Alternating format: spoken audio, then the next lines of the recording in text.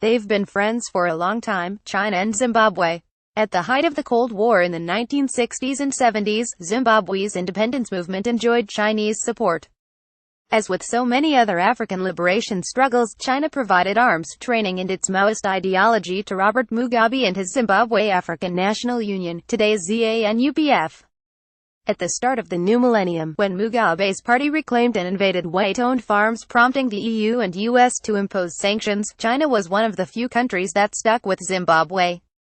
Since the early 2000s, trade between the two nations has flourished.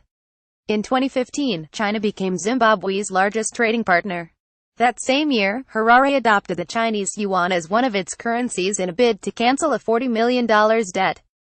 Zimbabwe, however, also uses the US dollar, South African rand and the British pound as legal tenders. China also invested heavily in Zimbabwe and was involved in the construction of a thermal power plant and military facilities, as well as in plans for a new parliament building.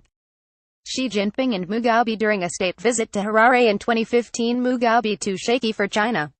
In recent times, the question of who will succeed the 93-year-old Mugabe and whether the succession battle could destabilize the southern African nation has become more immediate for Beijing. According to the paper, the Zimbabwe Independent, former Vice President Emmerson Mnangagwa, who was sacked and fled the country a week ago, only to return after the military takeover, was approached on the topic during a visit to Beijing as early as June 2015. The paper alleges that Mnangagwa was urged to ensure that Zimbabwe maintain an investment-friendly climate and that Chinese interests and property rights remained secure. In March 2016, however, Zimbabwe announced that it would push ahead with implementing laws for the indigenization and economic empowerment of Zimbabweans, a move that would leave foreign investors out in the cold. Silence over anti-Mugabe demos. Wang Qin, an associate professor at the Beijing Normal University, thinks that China's silence over the growing dissent against Mugabe was also a sign that Beijing wasn't too pleased with the Zimbabwean government. In April 2016, mass protests erupted against Mugabe and his economic policies.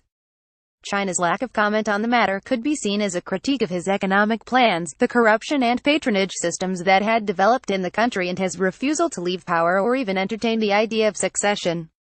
Mnangagwa, on the other hand, seemed to be the favored choice to succeed Mugabe.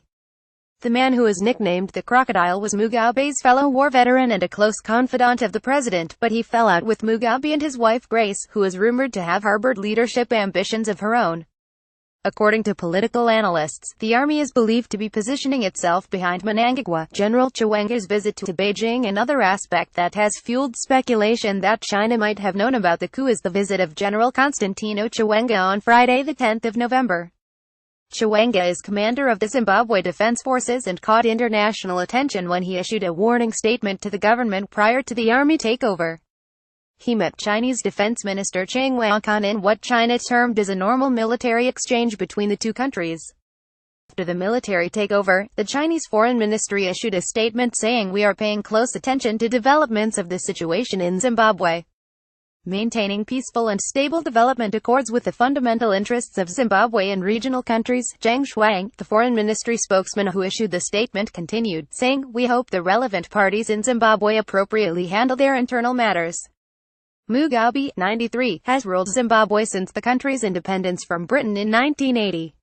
Under the former resistance leader's administration, rampant inflation and economic mismanagement have ruined national living standards. In the struggle over his succession, Mugabe has sided with his wife, Grace, against former Vice President Emmerson Mnangagwa, who he fired in early November. Grace, 52, had made no secret of her wish to succeed her husband, who she married in 1996. She publicly called for the dismissal of Vice President Mnangagwa and pushed for the ruling ZANU-PF party to reserve party leadership for a woman. After Mnangagwa was ousted in early November, she said, "If you see yourself going against the chosen leadership, you are gone and finished." Mnangagwa, 75, is a veteran of the country's 1970s liberation struggle and popular with the Zimbabwean military. Known as the Crocodile, he was picked by Mugabe as vice president in late 2014. He had been expected to succeed the aging president before he and around 100 of his allies were fired in early November. He reportedly fled to South Africa shortly thereafter. Zimbabwe's military chief appears to be leading Wednesday's intervention against Mugabe's inner circle. Despite the optics, his deputy said it was not a military takeover. On Tuesday, Chiwenga warned counter-revolutionary infiltrators in the ZANU-PF to stop purging his allies and threatened military intervention. The party responded by accusing the general of treasonable conduct. The 35-year-old leader of ZANU-PF's youth wing has supported Grace Mugabe's bid for power. After General Chiwenga's threatened intervention on Tuesday, Chiwenga fired back, saying, "We and our millions will not let an individual military man interfere with the leader of the party and legitimately voted president of the country." Chiwenga was also reportedly detained on Wednesday. The finance minister, who was appointed in October, has long been a key ally of Robert and Grace Mugabe. Chamba was one of the leading voices within the ZANU-PF supporting Grace's bid for power. The military reportedly detained the 65-year-old on Wednesday. Author Alexander Pearson